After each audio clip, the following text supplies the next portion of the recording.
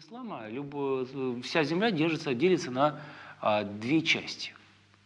Земля мира и земля войны. Земля мира – это земля, где действуют законы шариата. Вот эти страны являются землей мира, в которой все люди подчиняются законам Аллаха, а не подчиняющиеся и занимаются определенную нишу. То есть по шариату, по Корану, на котором шариат основан, все неверующие разделяются на две категории – многобожники и люди книги.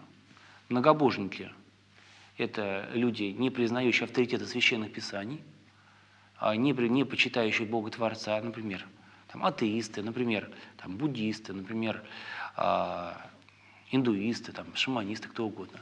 Они подлежат насильственному обращению в ислам или смертной казни. Третьего варианта для них нету.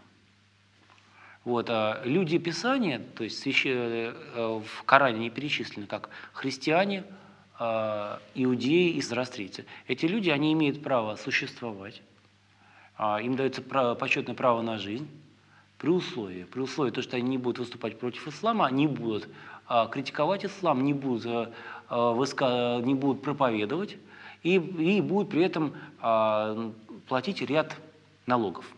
Во-первых, джизью, налог на веру, и при этом будут нести определенные ограничения.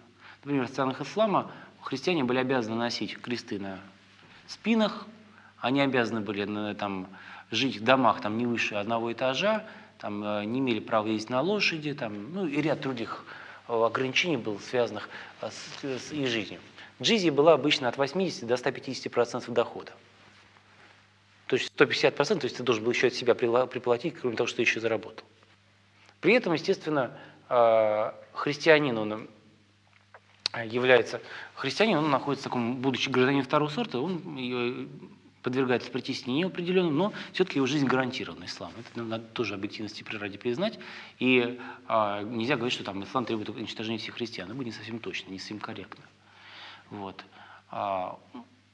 При этом всячески поощряется переход человека в ислам. Учитывая то, что человеческая свобода не очень ценится исламом из-за их вероучительных положений, об них мы сейчас скажем, из этого вытекает то, что любой человек, его свобода, она не так не ценна, она может быть легко сломана. Как сказано в Коране, благословен Аллах, который приводит к себе народу волю или неволю. Вот. А знаменитое толкование суры, которое на этом месте дается, на этот аят дается, звучит так: неволю означает те народы, которые приведены в ислам при помощи меча.